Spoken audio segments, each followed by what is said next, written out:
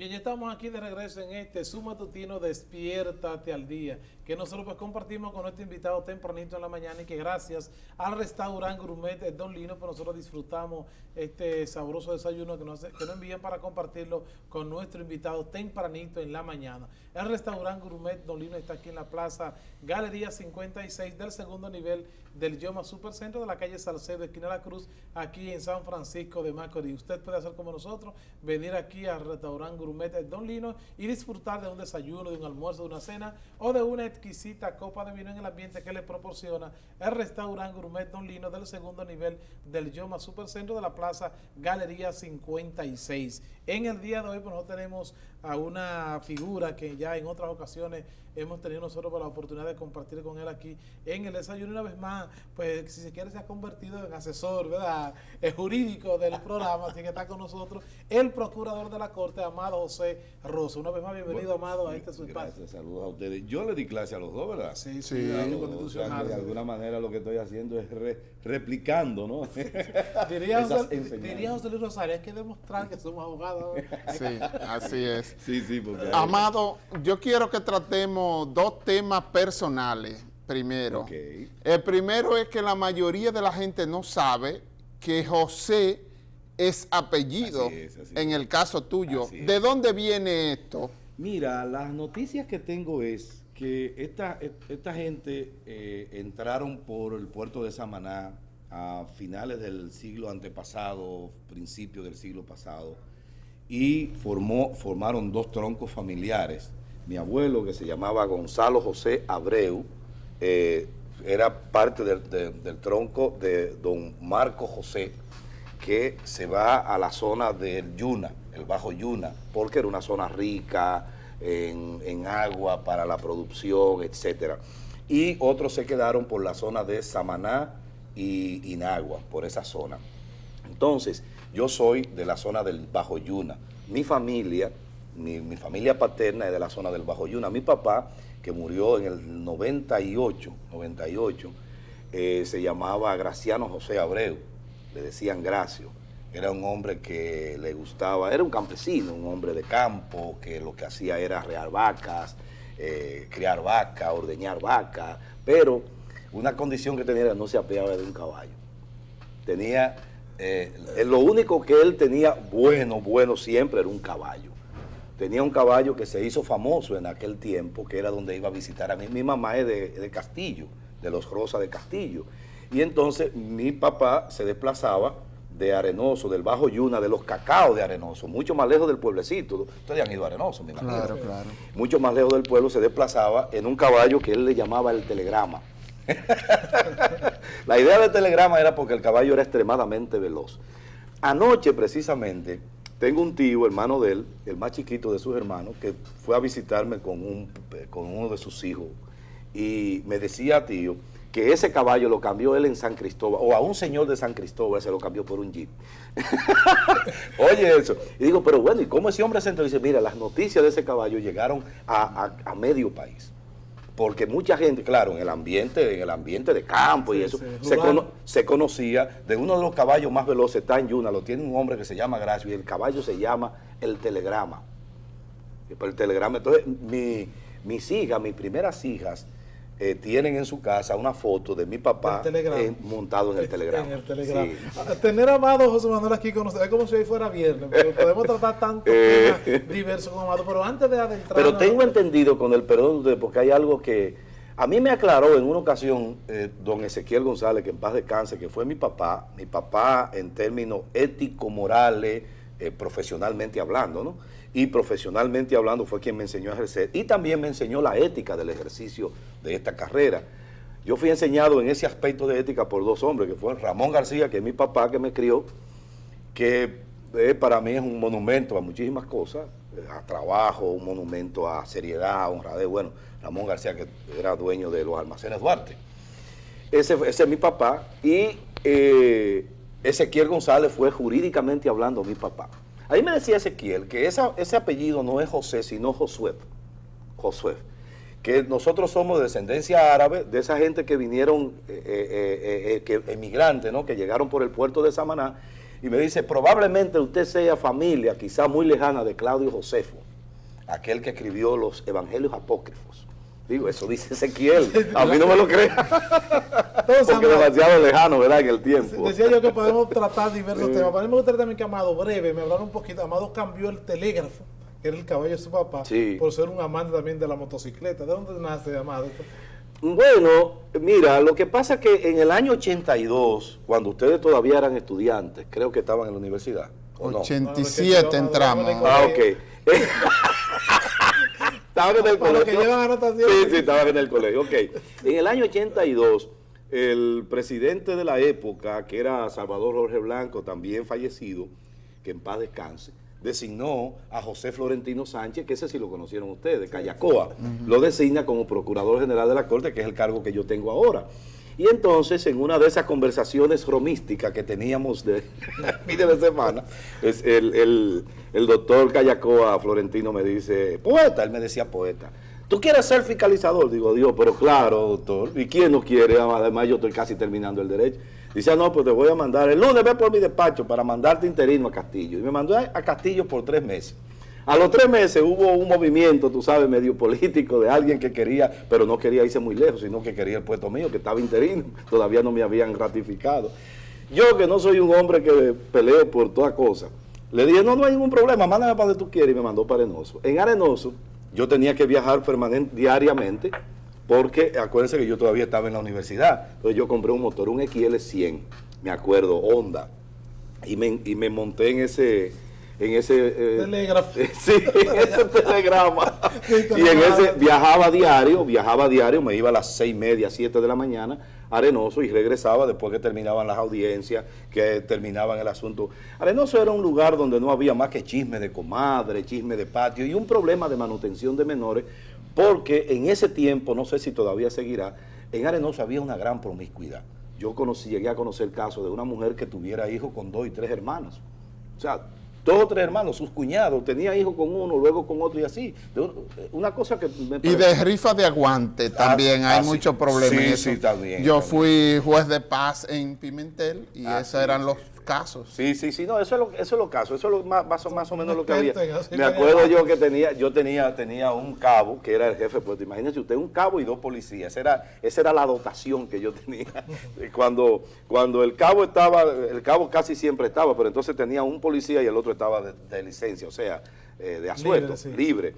Y así, nada más era el cabo y un policía. Y entonces le decían disgusto. Al cabo, decía, todo el mundo lo conocía como el Cabo Disgusto. Era el Cabo Monegro, bueno, de aquí de Macorís, de esta zona. El Cabo Monegro era el jefe de puesto, yo era el fiscal, y entonces hicimos muy buenas amigas. Le decían disgusto, ustedes saben por qué, por un hombre siempre encarado, siempre estaba bravo. Amado, el otro caso que yo te decía personal, Amadito está interno, se cree que por dengue. Es posible, sí, esa es la posibilidad de que... A mí me gustaría que esto sirviera para que hiciéramos una conciencia con la población de que el dengue, ese mosquito puede picarle a cualquiera, claro, y que lo que nosotros debemos de hacer es no poner las facilidades para la procreación del mosquito. Prevenir. Mira, nosotros, yo asumo que aunque en mi casa siempre, cada vez que veo algo que pudiera acumular agua, lo derramo, ¿no?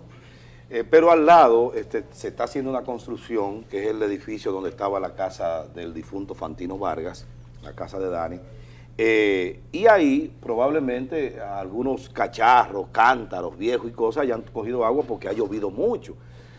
Y entonces es posible que se haya procreado. Esa es la teoría que yo tengo, porque en mi casa no hay. Yo regularmente vivo tumbando todo y nosotros usamos mucho el patio de la casa. Eso nos da oportunidad de ver lo que hay. Entonces, eso es lo que hay que hacer. Yo pienso que el que por necesidad tenga que almacenar agua, tiene obligatoriamente que tomar las debidas precauciones, cloro, taparlo bien, esas cosas que dicen en la televisión. Y en el patio, todo cacharro, todo envase, toda vasija que pudiera acumular agua de lluvia o cualquier tipo de agua, él no se da en agua sucia, se da en agua limpia, pero no importa qué tipo de agua sea, lo que quiere decir que siempre que haya agua hay la posibilidad de que se produzca. Y el dengue, independientemente de que es algo viral, pero indudablemente que es peligroso, porque llega un momento... Se puede complicar. Se puede complicar, exactamente. El problema de las plaquetas, hay dificultades a veces para conseguir algún tipo de sangre. Bueno, hay complicaciones con eso. Yo lo que le sugiero a la gente es eso, como vamos a tener mucha lluvia en el resto de la semana. Recuérdense que mañana, según meteorología, quizás en horas de la tarde nos esté tocando un fenómeno, una onda tropical, que ya tiene vientos de 75 kilómetros por hora. Eso significa que si llega a 90 o 95 se convertirá en huracán. Uno no sabe lo que va a pasar porque son fenómenos que uno no puede controlar, aun cuando uno puede darle seguimiento, pero no puede evitarlos ni puede controlarlos. Entonces vamos a tener mucha agua. La gente tiene que inmediatamente vea algo que se llene de agua, que lo derrame, que lo bote, y que trate de evitar que en su patio haya agua para evitar el dengue. Porque además también el tratamiento no resulta barato. Ese también es otra cosa. Óyeme, hay problemas con eso. Amado, por otro lado, se dijo en el día de ayer, se dio la información de una violación de una menor en una cárcel aquí en la República Dominicana. Sí, creo se que dice fue que en Dajabón, Barahona, algo así.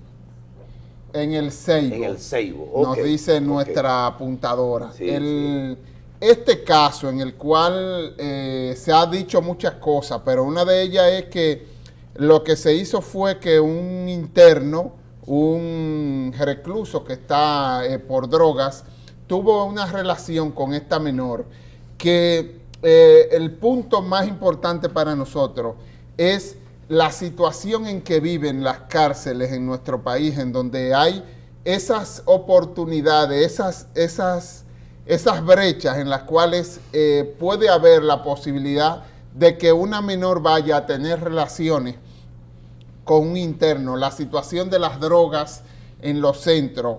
¿Cuál es la situación del centro de Vistalvalle ahora mismo y de la cárcel pública de aquí? ¿Y qué se está haciendo en esta relación? Mira, indudablemente que el sistema carcelario dominicano ha dado un giro. Desde el primer momento en que el magistrado Francisco Domínguez Brito inicia el primer proyecto de cárcel modelo en Puerto, bueno, para ser justos, ya lo había iniciado el anterior gobierno del ingeniero Hipólito Mejía, pero Domínguez Brito retoma el tema cuando llega como procurador y lo continúa Radamés Jiménez cuando en el 2006 sustituye a Domínguez Brito.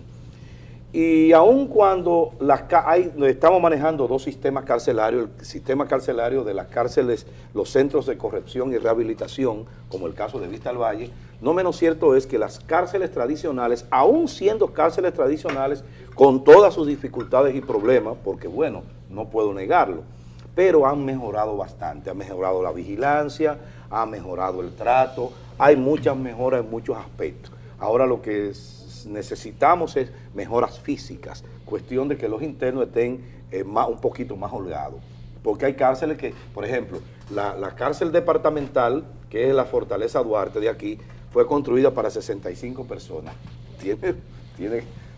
tiene 300 más o menos. Ya ustedes se imaginan lo que eso Y significa. cuando no estaba Vistalvalle, es la de aquí, la pudo de tener aquí. 1000. No, claro.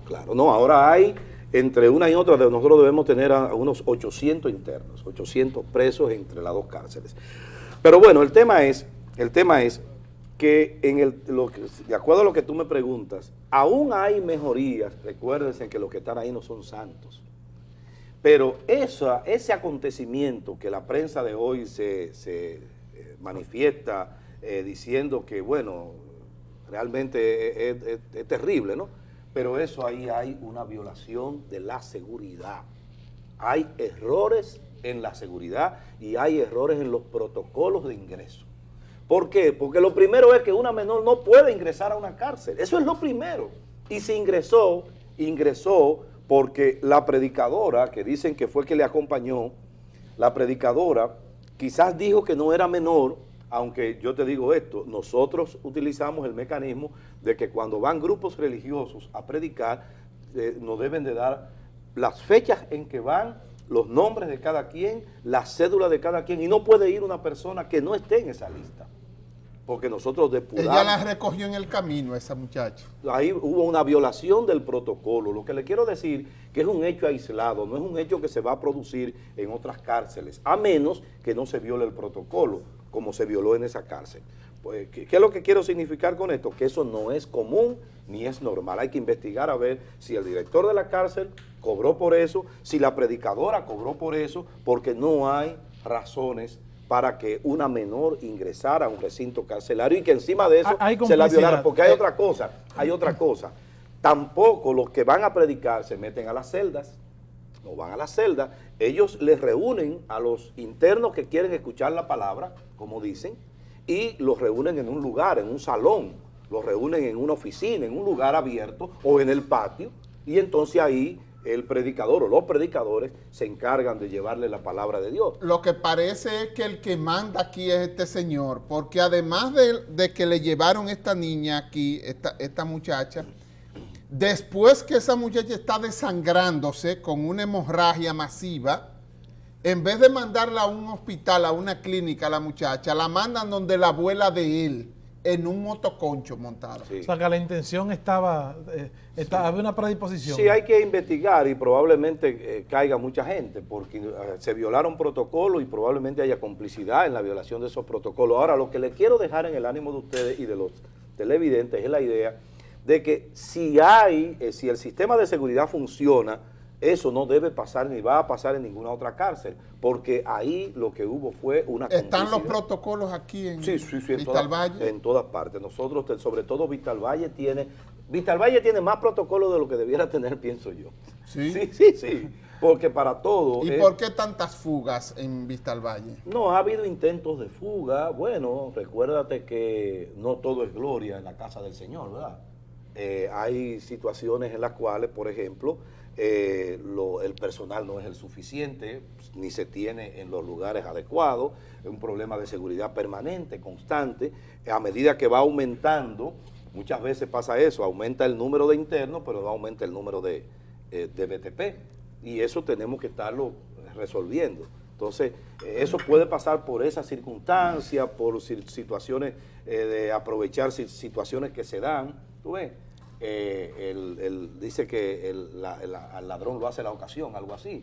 Entonces, en ese sentido es posible que se haya, pero no ha sido fuga por falta de protocolo, ni mucho menos, sino ha habido esas debilidades. Amado, ya yéndonos en otro tema y que lo que tiene que ver con la seguridad ciudadana, recientemente, en el día de ayer, pues salieron unas declaraciones del ministro de Interior y Policía, Monchi Fadul, donde él dice que hay sectores que apuestan al fracaso del plan de seguridad ciudadana implementado hace un tiempecito por el presidente de la República. ¿Qué opinión le merece eso? No, pero claro, siempre habrán sectores que apuesten, ¿no?, por el fracaso de un plan de esta naturaleza.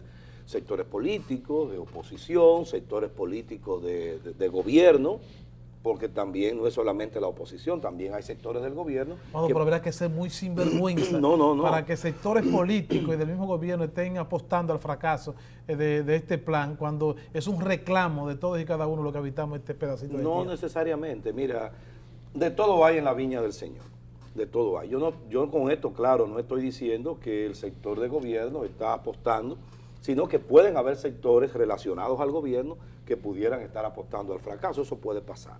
Pero la oposición también, y es probable que una gran parte de la oposición quisiera que el proyecto funcionara. Pero el problema de lo que dice el ministro es que esa es una realidad. Ahora, la realidad que nosotros debemos implementar es que eso no fracase. Es que con el trabajo que se desarrolle en el día a día eso no fracase y funcione adecuadamente como uno espera que funcione. Yo pienso que ya es tiempo de que el proyecto del plan un plan de política criminal, que como es el plan de seguridad ciudadana, es un plan de política criminal, comience a funcionar en otras áreas necesarias. Tú no haces un plan de política criminal si tú no tienes un proyecto en áreas tan sensibles como el problema el tema de la falta de trabajo, el tema del deporte, el tema de involucrar a la juventud en actividades productivas, en actividades deportivas, etcétera, irse a los barrios, bajar a la base. Todas esas cosas hay que hacerlas. ¿Y no será ese entonces el fracaso? ¿Cómo o sea, así? la falta de implementar ese tipo de política que usted acaba de señalar, ¿no es eso lo que ha hecho que otros planes como este hayan fracasado? Bueno, es posible que haya afectado el éxito de planes como el plan de, ¿cómo se llama el que implementó Leonel? El plan Barrio Seguro. Barrio no sé. Seguro. El plan de Barrio Seguro producía el efecto globo. Cuando tú aprietas un globo, tú lo achicas acá, pero lo aumentas del otro lado. Entonces eso era lo que estaba pasando con la delincuencia, se estaba rodando de un barrio a otro. Finalmente teníamos la misma delincuencia, pero andábamos jugando al gato y al ratón. Era como un perro que intenta morderse la cola. Ahora bien, yo lo que pienso es que concomitantemente a la persecución, porque ahora se habla mucho de persecución y el tema no es exactamente persecución. Un plan de política criminal lo menos que intenta trabajar es la persecución penal. El plan de política criminal lo que trabaja básicamente es la prevención y el control. Prevenir el fenómeno criminal o, producido el fenómeno criminal, controlarlo para que no se siga produciendo y alcance tamaños, digamos, que no se puedan controlar, que no se pueda uno trabajar con él. Entonces, ese es básicamente el plan de política criminal que debe implementar una nación. Prevención y control. En este sentido, yo lo que pienso es que nosotros tenemos obligatoriamente que implementar políticas para la prevención del crimen. Prevenir, no es solamente perseguir. Esos policías que andan en la calle haciendo guardia, debía de haber una policía con un poquito más digamos, de relación con la sociedad que pueda evitar, porque mira, no es lo mismo que un policía te detenga y te diga, mire señor, yo soy Amado José Rosa, mire, yo soy Policía Nacional, yo soy el cabo Amado José Rosa de la policía, yo tengo la impresión de que usted tiene un arma, muéstremela si la tiene. No, mire, yo no la tengo, pues usted me permite revisarlo. No, pues yo lo voy a revisar porque yo tengo la autoridad. ¿Tú ves? Entonces, un tipo que te hable a ti así, no lo veo. Mire, ¿quién es usted? ¿Para dónde usted va? Es verde, a ver si usted tiene arma. Y comienza a buscarte. Oye, va a tener una reacción. Pero claro. Entonces, eso es lo que tú necesitas. Tú necesitas una policía que entienda que la policía lo que tiende es a preservar la sociedad y la policía está para eso. Nosotros, lamentablemente, la policía nació en la República Dominicana para dedicarse al caliezaje, para dedicarse a la persecución y al caliezaje, en la época de Trujillo. Entonces, durante todo el tiempo no nos hemos podido quitar esa estigmatización de la policía como policía de persecución y policía del caliezaje. ¿Hay ahora mismo visos de que la policía pudiera cambiar? Yo creo que sí. Mira, voy a decir algo aquí. Por primera vez en mis años de abogado, tengo 30 años de ejercicio. De los 30 años le he dedicado unos 17 o 18 al Ministerio Público y ahora tengo casi 9 en la Procuraduría. Por primera vez me envía una carta un general, claro, me han enviado, casi todos los generales me envían una carta, sobre todo cuando llegan aquí a Macorís, me envían una carta poniéndose a la orden, diciendo quiénes son, etcétera. Pero por primera vez un general utiliza un término que para mí fue muy halagador. El general Almonte Morillo me escribió una carta donde se ponía la orden y me decía que estaba en San Francisco. Y me decía, Almonte Morales, perdón. Es que hay otro Morillo que también creo que es Morillo Almonte, algo así, y se me confunden los apellidos, pero bueno, Almonte Morales. Y decía el general que nosotros lo que tenemos en nuestra obligación, la defensa de los derechos fundamentales. Para mí eso ha sido muy sintomático. ¿Saben por qué? Porque cuando usted ve a un general que tiene conciencia de lo que es un derecho fundamental, un derecho que está ahí en la Constitución, y que sabe ese general que él tiene que preservar esos derechos, eso quiere decir que lo que va a bajar a la base de la policía es esa misma idea. Nosotros podemos aprovechar la oportunidad que tenemos con este general y tratar de que la policía, por lo menos en Macorís, las situaciones no sean tan difíciles ni tan terribles, porque los generales arengan. Mira, dense cuenta que cada vez que hay un general mano dura, fuerte, anda los policías por ahí atropellando a la gente. ¿Ustedes no se han dado cuenta de eso? Siempre hay denuncia de atropello y qué sé yo qué. Porque, claro, y no tiene ni siquiera que decírselo. Con simplemente decirlo a la prensa, lo que va a hacer, ya los policías dicen, no, este mano dura, ya hay que ser duro, pues no lo sacan. Es un hombre de la calle, vamos para la calle a combatir el crimen. Exactamente. Entonces, cuando tú oyes un general que dice, que habla de derechos fundamentales, de que la ciudadanía hay que respetarla, de que usted no tiene por qué abusar, eso me comentaba él en una conversación personal que tuvimos, no hay por qué ofender a nadie Entonces, cuando tú oyes un general así, tú ves que la policía cambia su actitud frente a la ciudadanía. Y entonces salen una serie de disparatosos a decir que es un general flojo. Aquí en Macorís no se puede ser mano floja. ¿Quién ha dicho? ¿Quién ha dicho que no se puede ser mano floja? Usted me ha disparatoso, mano. Dice, sí, hay una serie de disparatosos. Pero además que eso no muestra que sea mano disparatosos que se la pasan incluso diciéndole a la policía, a los delincuentes, denle para abajo. Lo dicen aquí en la televisión, que si este fuera un país que se respetara, esos programas estuvieran cerrados, porque eso es mandando a la gente a matar. Eso es mandando a la policía que le dé tiro a la gente. Independientemente de que sea el peor delincuente del mundo, tiene el derecho de ser defendido ante un tribunal, porque para eso está la Constitución. Si no, vamos a romperla, salimos de esa jodienda y hacemos el país que nosotros queremos, el chivo sin ley. Amado, ¿por qué? Productores de televisión, amigos de ustedes. Sí. Amado, ¿por qué hubo que designar 3 generales, 2 antes que el mismo día? Porque se negaron a venir. ¿Por qué? Bueno, porque la gente tiene la creencia en San Francisco. Y Amado que conoce a San Francisco, pues tiene toda una larga vida dedicada a la actividad pública. pública. Claro. Soy nacido, criado y revolcado en Nahuechivo. O sea que yo soy de aquí. Esa es una pregunta capicúa que Amado podía aclarar. ¿Cuál es la razón para que esos generales que fueron... No, se negaron producto de que hay una mala información a nivel nacional. Incluso yo soy uno, y lo digo, voy a decir públicamente, yo no soy muy afecto del periódico El Nacional.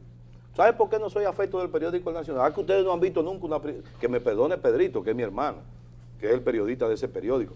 Pero El Nacional es enemigo de Macorís, de San Francisco. Nada más salen las cosas negativas. Nada más salen las cosas negativas y te dan una primera plana. Si matan 2, si hay una fuga de la cárcel o si aparecen 4 muertos el fin de semana, te dan una primera plana. Ahora, ¿por qué no han hablado, por ejemplo, del proyecto Fundación Loma Quitepuela, donde hay fenómenos naturales que se producen ahí, que no se producen en ninguna parte del mundo? Pero iba a salir en primera Pero plana. para ponerte un ejemplo de todos conocidos, la Fundación Loma Quitepuela, donde se da un fenómeno que es la lluvia horizontal, que nadie lo conoce en el mundo, a menos que no venga a Quitepuela a ver ese fenómeno. Que el agua cae, en vez de así, cae así. Entonces, ¿por qué no hablan de eso? ¿Por qué no hablan, por ejemplo, de la producción de cacao, de café? ¿Por qué no hablan de la gran cantidad de gente que hay aquí haciendo vida comercial y que mantiene a esta como una de las poblaciones más ricas del país? No hablan de eso, hablan de lo malo. Por eso no quiero saber del periódico El Nacional. No lo leo, ni siquiera en internet lo leo. Pero somos nosotros que no hablamos de eso, Amado. Somos nosotros que no hablamos de eso. Pues esas informaciones tienen que fluir, tienen que llegar. Sí, claro, pero lo que te quiero decir está bien, no somos nosotros los que no hablamos de eso. Pero aquí han ocurrido acontecimientos importantes. Por ejemplo, cuando tú viste en un periódico, o el periódico El Nacional, para poner un ejemplo, yo estoy quillado con El Nacional, y yo lo digo públicamente, yo soy un hombre que no me ando con media pinta ni con nada. Yo donde mato la vaca la desuello, eso me enseñó mi papá. Entonces, hay una cuestión. Aquí se hizo por primera vez en la República Dominicana, se hace en una provincia del interior el desfile militar del 27 de febrero o 26 de enero. Nadie dijo se deja nada aperturado ya el mes de la patria. Exactamente, nadie dijo, eso fue un cambio, o sea, el gobierno el presidente Fernández trasladó el gobierno durante esas horas a San Francisco de Macorís. En el único pueblo del país, y claro, cuidado, donde se hace un día de aire limpio. Exactamente. Eso no sale en el Nacional. Entonces, ¿pero qué es lo que sale? Pues lo que digo, que maten uno ahí saliendo, para que tú veas que hay en la primera plana. Yo lo digo. Hoy va a salir, el presidente Medina inaugura nuevas instalaciones en el Estado Dominicano, aquí en San Francisco. no espere. Bueno, sí, es una noticia nacional porque está el presidente. Eso puede salir, pero es por eso. Ahora, cuando son acontecimientos de San Francisco, yo lo que digo es, bueno, nosotros tenemos que seguir hacia adelante, tenemos que seguir haciendo de esta sociedad una sociedad más, cada día más liberal, cada día más respetuosa.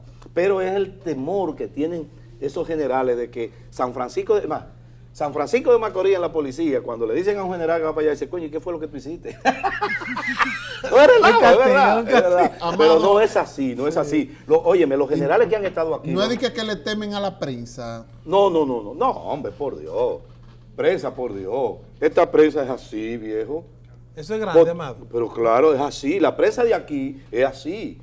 O sea, ¿cuándo tú has visto un periodista que, a menos que no sea una noticia amarillista, rimbombante, uno de esos palos noticiosos que supuestamente dan, que haya trascendido la frontera de San Francisco. No, hombre, eso no es así. Eso lo que pasa es que ellos temen por lo que se dice de San Francisco. San Francisco es un pueblo levantisco, es un pueblo peleador. Si le niegas algo, te lo va a reclamar a cualquier terreno que sea, porque el franco-macorizano ni se echa para atrás, ni baraja pleito.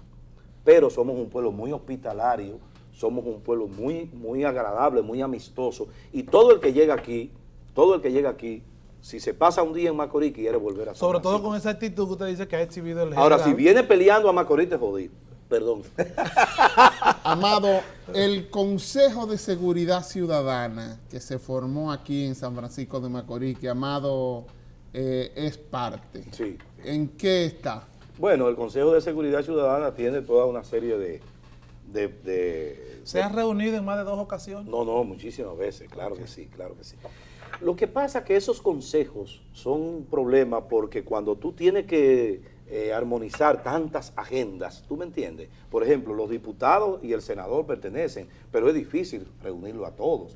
¿Por qué? Bueno, pues se pasan la semana entera en la capital. Cuando vienen tienen que cumplir o compromisos familiares o compromisos de política, compromisos de sus labores como diputado y senador. Entonces es muy difícil, pero sí se ha reunido y se han hecho cosas en concreto que aunque no han trascendido, porque la idea del Consejo no es tampoco trascender cualquier paso que dé, pero por ejemplo, encuentros y actividades para las actividades públicas, ¿no? Sobre todo de la gobernación, el Consejo ha estado presente. Quizás a la fecha debió de tener una agenda mucho más, pero se ha debido en gran medida al problema de las agendas. Imagínate tú, yo soy procurador, me paso el día entero en la procuraduría, con una parte que voy a mi casa a almorzar, pero en la tarde me voy a la universidad, hasta las 9 de la noche, para ponerles un ejemplo. A veces tengo que cortar mi clase para acudir a la reunión, y así como el caso mío, estamos casi todos. La gobernadora, ¿qué tiempo tiene una gobernadora? Sobre todo una gobernadora que trabaje, porque hay quizás gobernadores que no son muy dados al trabajo, pero la de aquí es una mujer muy trabajadora, muy dedicada, sobre todo que viene del área de los grupos Populares. Bueno, no populares. Sociales. Sociales, exacto. Una gente que trabajó en una fundación antes de estar aquí, o sea que es difícil. Amado, ya al final de que no es una entrevista, ¿Se acabó es ya? un conversatorio Pero ven acá. entre nosotros y por los temas diversos que se pueden tratar con Ok. Amado. Amado, habla un poquito del programa que conduce en Santo Domingo para la Televisión Nacional. Mira, para mí fue una gran sorpresa que Ramón Reyes Valdera, nacido aquí en Cenoví, de los Reyes Valdera de ahí de Cenoví, que es un experto en televisión, es un periodista con 24 años en la televisión. Produjo durante 7 u 8 años el programa de Nuria Piera, produjo programa en Teleantilla, produjo programa en Telecentro, cuando antes de ser propiedad de este señor que está preso, ¿cómo se llama? Del Devaninter. Del Devaninter. Del exacto. Devaninter. Estaba trabajando como periodista, pero es lo que él decía, yo no hacía mucho ahí porque imagina, yo no sé de ese tipo de periodismo. Como periodista en la Cámara de Diputados, y Radamés Jiménez, Procurador General de la República, a la sazón, lo llama, lo conocía y le dice, mira, yo tengo este proyecto. Cuando comienzan lógicamente a buscar a la gente que están en la Procuraduría, ¿no?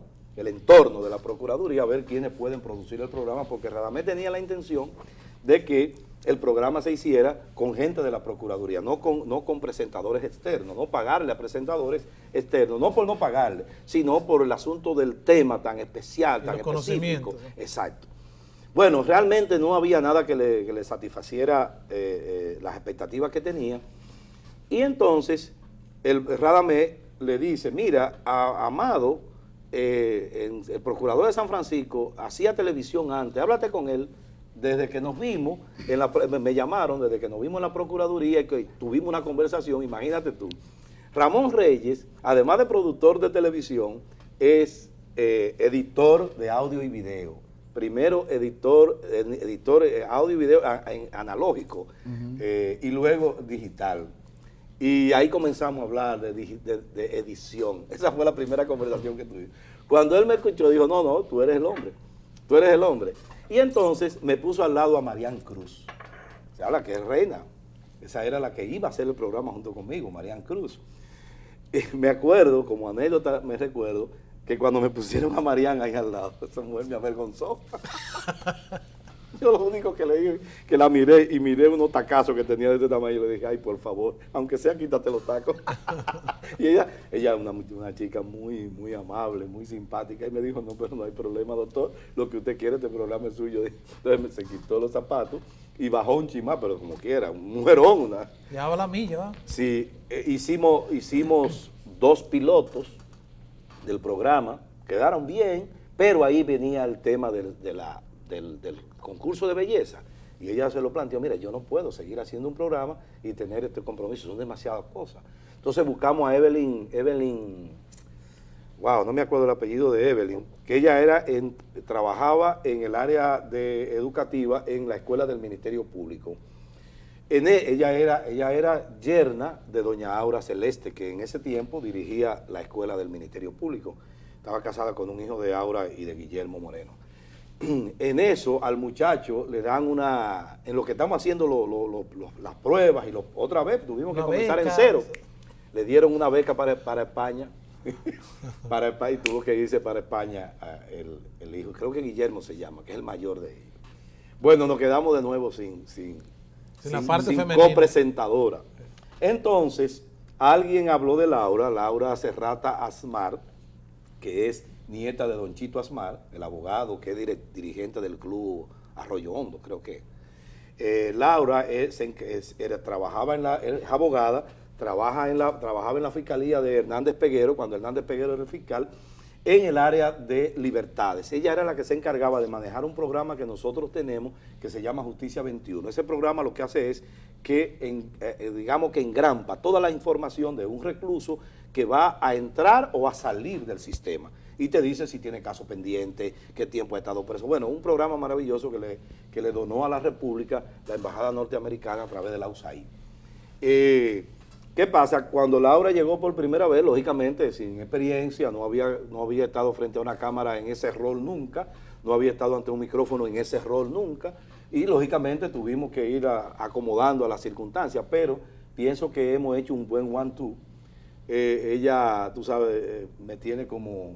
Siempre se está recostando un poco de la poca experiencia que yo pueda acumular, que yo pude acumular aquí, la que ya he ido acumulando en el programa en la capital. Pero creo que ella es muy buena presentadora. Tenemos una buena química, incluso las preguntas en la entrevista, no programamos nada, sino que lo que hacemos es que a medida que van contestando, yo le hago una seña o algo, ella sabe lo que le estoy preguntando. ¿Tiene una pregunta? ¿Va a hacer una pregunta ahora? ¿Tú ves? Y nunca ha habido ese cruce de como a veces ocurre con los presentadores. Buscar protagonismo una vez. No, absolutamente, imagínate. Eso es... Amado, una vez Amado salga en un futuro de la Procuraduría, ¿se proyecta, Amado, seguir en los medios nacionales? Lo mismo que estaba diciendo. Claro que sí. Hay proyectos futuros, yo pienso que nosotros... ¿En la televisión nacional? En la televisión nacional, sí. A través con Ramón, precisamente. No sé si se darán esos proyectos, pero sí estamos armando algo para cuando yo salga. Amado, finalmente, el caso de Loara Tavares tiene una nueva situación en el Tribunal Constitucional ahora. ¿Cómo ve, Amado, el curso de este caso que ha sido parte de todos los franco-macorizanos? Son las noticias que han trascendido las fronteras regionales. Así es. No, mira, yo no tengo ningún problema, ninguna aprehensión con el tema del caso Loara en el Tribunal Constitucional.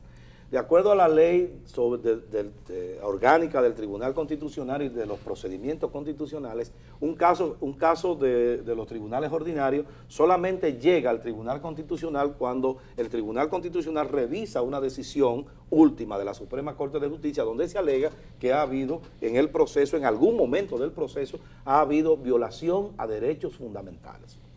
Yo pregunto, la gente que se haga memoria y recuerde a ver en qué momento esa señora estuvo desprotegida en términos jurídicos. Nunca absolutamente. Yo creo que esa ha sido la interna que más protección ha tenido de los tribunales locales. los tribunales franco-macorizanos. Porque todo el tiempo, cuando no era una revisión, era un habeas corpus, cuando no era una apelación de la revisión, era una apelación del habeas corpus. Bueno, es por toda parte de una cosa. Ustedes recuerdan que una vez yo no puse en libertad porque había una sentencia, pero había otra sentencia que me mandaba a mantenerla en prisión. Yo produje un auto y con ese auto la mantuve en prisión. Posteriormente, la Corte volvió y se apoderó a la Corte para otro asunto y la Corte decidió cambiarle la medida. Como yo no tenía ninguna base jurídica para mantenerla en prisión, se le cambió la medida. Se pagó una garantía de 3 millones de pesos, tenía visita periódica, no podía salir del entorno de la ciudad de San Francisco, bueno, ese tipo de cosas. Y el proceso siguió su curso. ¿Qué es lo que te quiero decir? El Ministerio Público nunca se negó a ejecutar legal y válidamente una decisión que tuviera esa característica. Y yo entiendo que no hay ninguna violación a derechos fundamentales. De hecho, el momento que ellos dicen que hubo una violación a derechos fundamentales fue cuando en un momento dado se estaba venciendo, quedaban 2 días para vencerse la medida de coerción de 3 meses, y la magistrada María Brito le mandó una carta a la juez de la instrucción, un oficio, pidiéndole que fijara audiencia. Oye lo que hace el fiscal de ese caso, que fijara audiencia con la finalidad de que se le revisara la medida de coerción a esa ciudadana porque ya se estaba venciendo el plazo. Y la magistrada fijó audiencia. El día de la audiencia, ¿qué hicieron los abogados? Presentaron un incidente. Y eso lógicamente aplazó el conocimiento. Y ahí es que ellos dicen que se le violentó el derecho fundamental. Pero viejo, fueron ustedes mismos los que pidieron eso. Si ella duró 2 días, 3, 4, 5 días, sin que una sin que una decisión de un tribunal ordenara su mantenimiento en prisión durante ese periodo, fue porque ustedes mismos ustedes fueron los que pidieron eso. Y yo te voy a decir una cosa: la Constitución hay que interpretar. La Constitución dice la garantía de los derechos. Tú tienes derecho. Ahora, si tú quieres violentar tus propios derechos, ese es tu problema. Por ejemplo, aquí hay un mito con el asunto de que nadie puede autoincriminarse. Perfecto. La Constitución dice nadie está obligado a declarar contra sí mismo. Ahora, si tú decides declarar contra ti mismo, ese es un derecho que tú tienes. Igual como de callarte, tú tienes el derecho de declarar contra ti mismo. Nadie te puede acusar a ti de que tú estás violando tu propio derecho. Sería como un disparate, ¿verdad? Entonces, eso mismo pasa. Si usted en medio del proceso, incidenta el proceso, buscando lo que sea, el subterfugio que sea, con la finalidad o con una finalidad ulterior de lograr un espacio para luego decir que le violentaron su derecho, eso lo provocó usted corre esos riesgos. Bueno, agradecer la presencia con nosotros de Amado. A ustedes gracias por invitarme. Siempre estoy dispuesto, así que ya saben. Sí, y las conversaciones siempre me resultan cortas. Sí. Pues yo decía al principio, Amado, que siempre interactuar con ustedes bien dinámico porque hay temas diversos que se pueden tratar. Así que gracias, Amado, por estar con nosotros en el día de hoy. Cómo no, gracias a ustedes y a los amables televidentes de este programa. Despiértate al día. Ese despiértate es presente indicativo. Sí, así también agradecer al restaurante Gourmet Don Lino, que gracias a ellos pues llegamos nosotros con esta parte central, que es este desayuno, y podemos disfrutar nosotros este sabroso desayuno junto a Amado José Rosa. Así que la invitación para que mañana de 7 a 9 se conecten con nosotros por este canal 12 del Grupo Telenor. Feliz al resto del día.